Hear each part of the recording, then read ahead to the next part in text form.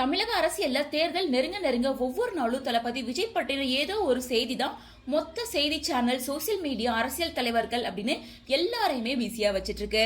தளபதி விஜய் பற்றின செய்திகள் நல்லதா இருக்கா, கெட்டதா இருக்கா, ஏன் இதெல்லாம் தாண்டி மீடியாக்களும் விஜய் பற்றி பேசாதவங்க யாருமே இருக்க முடியாது அப்படின்னு சொல்ற நிலைமை தான் இன்னைக்கு வரைக்கும் இருந்துட்டு இருக்கு.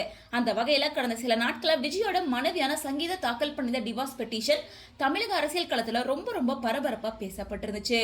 இதுல முக்கியமா ஒரு நடிகையால தன்னோட குடும்பத்துல பிரச்சனை, எல்லா பிரச்சனையும் அவங்கனாலதான், நானும் விஜயும் பிரியறதுக்கு முக்கியமான காரணமே அந்த நடிகை தான் அப்படின்னு சொல்லியிருந்தாங்க.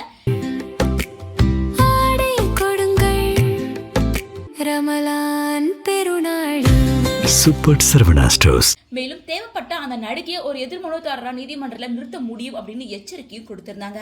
இதை தொடர்ந்து அந்த நடிகை த்ரிஷா தான் விஜய் த்ரிஷா பற்றி தானே பல வருஷங்களா ரூமர்ஸ் வந்துட்டு இருக்கு.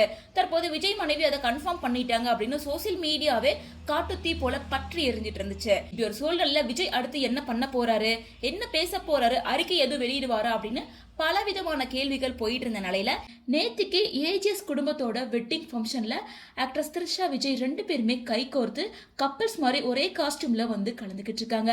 மேலும் ரெண்டு பேரும் ஃபங்க்ஷன் முடிச்சுட்டு ஒரே கார்ல ரிட்டர்ன் ஆகி போயிருக்காங்க. இந்த மாதிரி த்ரிஷா அண்ட் விஜய் ரெண்டு பேரும் ஒரே கார்ல கை கோர்த்துக்கிட்டு பொது நிகழ்ச்சியில கலந்துக்கிட்டதால மொத்த மீடியாக்களுமே ரணகலம் ஆயிடுச்சு அப்படின்னே சொல்லலாம். இந்த நாளையில லண்டன்ல இருக்க சங்கீதா அவர்கள் விஜய் த்ரிஷாவோட வீடியோஸ் எல்லாம் பார்த்துட்டு செம்ம ஷாக்ல இருக்காங்களா. மேலும் முக்கியமா அரசியல் கட்சியோட குடும்பத்துல இருக்க தனக்கு நெருக்கமான தோழி ஒருத்தவங்க கால் பண்ணி உண்மையான நிலவரத்தை கேட்டு தெரிஞ்சுக்கிட்டாங்களாமா.